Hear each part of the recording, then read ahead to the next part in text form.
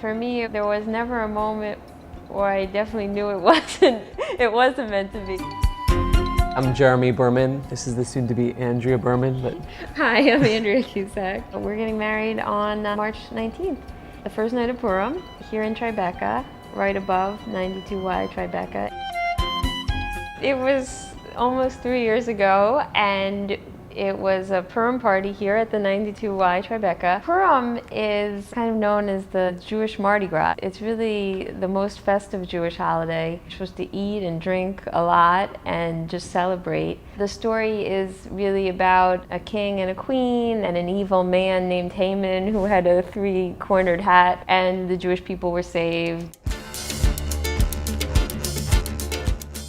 as soon as I walked in this room, I kind of rounded the corner where the Shushan channel is going to be doing their shtick for Purim. And I saw Andrea sitting in the middle of her friends, and immediately she struck me in a very different way than when I noticed anyone else. And I'd say that, it was like love at first sight. He knew I wanted to talk to her, so after the performance, we were out by the bar. I was chatting with some of my friends. It was a very fun, festive event, so we kind of all went with our wine, cheers. And all of a sudden, I just went, cheers, and that kind of just ignited the conversation.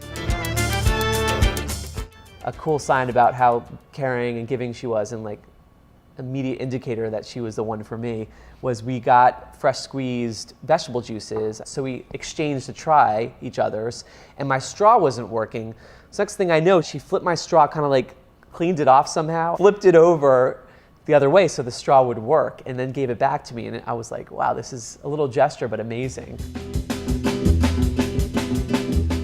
I had been traveling in China. It was my first time in Asia for work. I came back and I was like very exhausted. We did for a while celebrate a lot of different like random anniversaries, but it had been a while since we had celebrated like a half-year anniversary, and he was just so excited about this 2.5-year anniversary. We show up in the taxi at Tribeca Grand Hotel. We've celebrated a few special events there. And again, I was like, this is a little elaborate for a 2.5-year anniversary, but I just kind of went with it. So I said, I gotta go to the bathroom, but actually went to the bathroom where my bag was, got the ring, put it in my pocket, immediately walked out, and then said, oh, actually, I don't need to go, like she said.